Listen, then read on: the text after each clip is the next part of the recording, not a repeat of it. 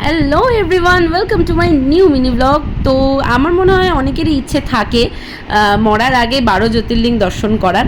তো সেই ইচ্ছেটা আমারও খুব তীব্রভাবে আছে।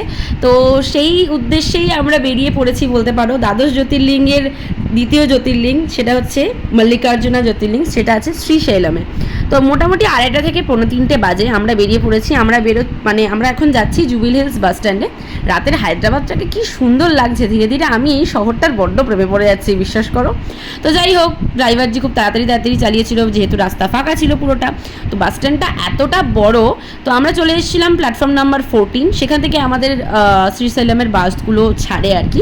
তো আমাদের বাস আগে থেকেই বুক করা ছিল, আর খুব কমফোর্টেবল জার্নি ছিল। পুরোটা রাস্তাটাই মোটামুটি ঘুমোতেই এসছি। মাঝখানে শুধু একবার হল্ট দিয়েছিল, তাও 10 মিনিটের জন্য।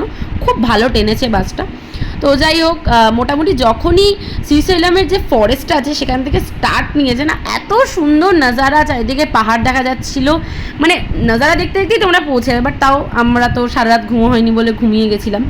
তো তারপর ওখান থেকে ওই 10-10:30টার মধ্যে আমরা শ্রীশৈলম নেমে গেছি। তারপর ওখান থেকে একটা অটো নিয়েছিলাম, যেটা আমাদের একদম হোটেল অবধি ড্রপ করেছিল।